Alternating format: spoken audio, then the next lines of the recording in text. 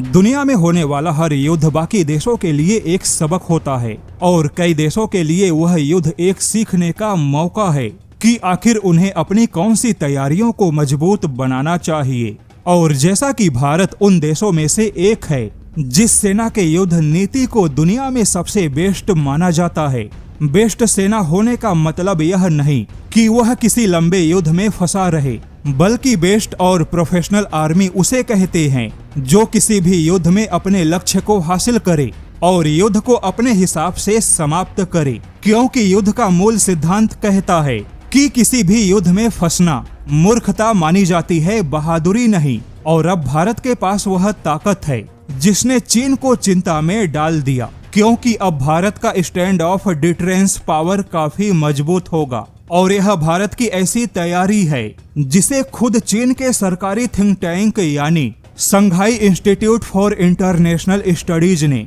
अपने विश्लेषण में प्रमुखता से कवर किया और भारत की ताकत को किसी भी युद्ध में चीन के लिए चिंताजनक माना। चीन के थिंक टैंक ने अपने विश्लेषण में कहा है कि आधुनिक युद्ध में केवल आधुनिक युद्ध की चर्चा पर्याप्त नहीं, बल्कि आधुनिक युद्ध की तैयारी होनी चाहिए, जैसे कि सेना और हथियारों की ज्यादा संख्या, उत्पादन क्षमता और युद्ध के दौरान तेजी से हथियार बनाने की क्षमता आधुनिक युद्ध में बहुत ही आवश्यक है, क्योंकि आधुनिक युद्ध मिसाइल और इलेक्ट्रॉनिक वॉरफेयर का युद्ध है। और ऐसे में केवल हथियारों के भंडार से युद्ध जीतना संभव नहीं, क्योंकि हथियार या मिसाइलों के भंडार की एक सेल्फ लाइफ होती है, जिससे कि किसी भी हथियारों के भंडार की एक सीमा होती है। और दुनिया के किसी भी देश के हथियारों का जो भंडार है वह केवल 1 महीने के युद्ध को ही संभाल सकता है, किंतु अब लंबे युद्ध में वही टिकेगा जो युद्ध के दौरान तेजी से मिसाइलों का उत्पादन करे।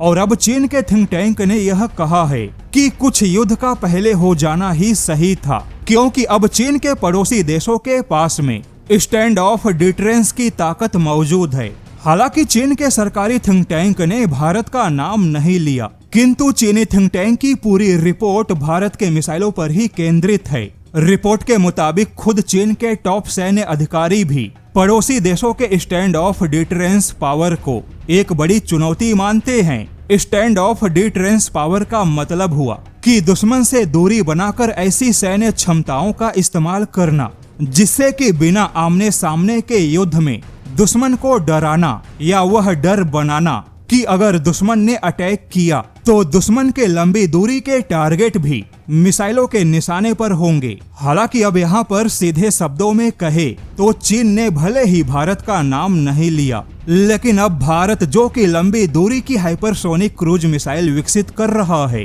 असल में वही चीन के चिंता का सबसे बड़ा कारण बना बैठा है। क्योंकि पहले भारत के पास में केवल 290 किलोमीटर के रेंज से ज्यादा की कोई भी क्रूज मिसाइल नहीं थी, लेकिन फिर भारत ने ब्रह्मोस मिसाइलों से 400 किलोमीटर का रेंज हासिल किया और अब वही ब्रह्मोस मिसाइल 800 किलोमीटर के रेंज का होगा। लेकिन इससे भी आगे निकलते हुए भारत के हाइपरसोनिक क्रूज मिसाइलों की जो रेंज है वह 1500 से 2200 प्लस किलोमीटर होगी। हालांकि यहाँ पर बात बैलिस्टिक मिसाइलों की नहीं है, बात केवल टारगेटेड अटैक के रेंज की है। और अब भारत की यही टारगेटेड अटैक क्षमता 290 से 2200 किलोमीटर तक बढ़ गई। इसलिए चीन का मानना है कि युद्ध का पहले होना ही सही था, क्योंकि अब युद्ध हुआ तो चीन को भी अंदर तक नुकसान उठाना होगा।